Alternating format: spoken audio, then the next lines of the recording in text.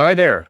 VeChain is down by about 10.5% this week, and it is currently retesting the level of 0.0065. It's not a key level, but it's a level set by the 2019 and 2020 accumulation cycle. So let's dive into the charts and see what's going on. If you're new to my session, I'll cover Wyckoff stage, potential price trend change, as well as key price levels. These are education content only, not financial advice. Looking at the weekly chart, if you ask where does this line, the support line comes from, this 0.0065. If you look to the left, that's where it is. That particular period in time, you see a bunch of candlesticks finding support at this level, all right, as well as some finding resistance. So that's where it comes from. As of this moment, it is the second time within 4 weeks that this line has been tested. And one more factor is that when the price tries to challenge the yellow key level of 0.0084, this solid line over here, the bulls were heavily hammered by the bears. So that's a little bit tricky, given the geopolitical environment as well as macroeconomic environment. It seems like the room for the bulls are still not there yet. However, there's also one positive sign over here, and that is the volume. You can clearly see the volume has come down quite a bit.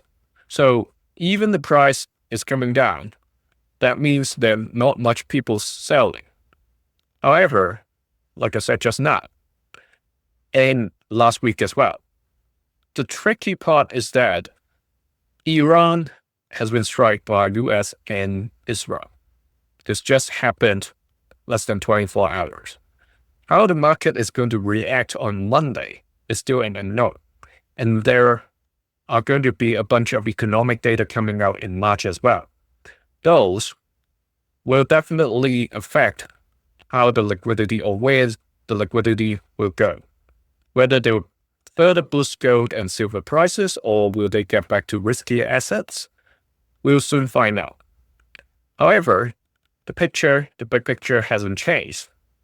In terms of a Wyckoff accumulation cycle, what we need to see is a bunch of candlesticks going back to rechallenge this level at around 0.033 cents.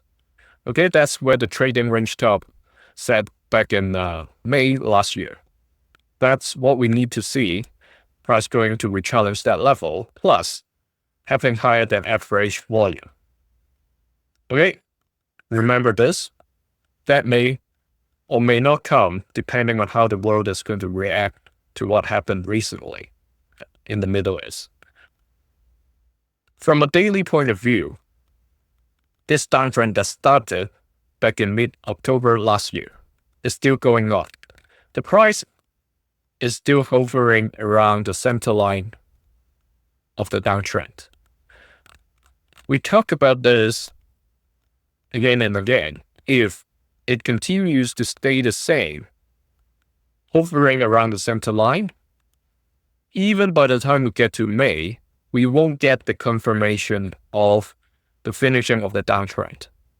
It has to find support, hopefully, around the 0.0065, this level. If you look to the left, you see there were quite frequent activities over there, right?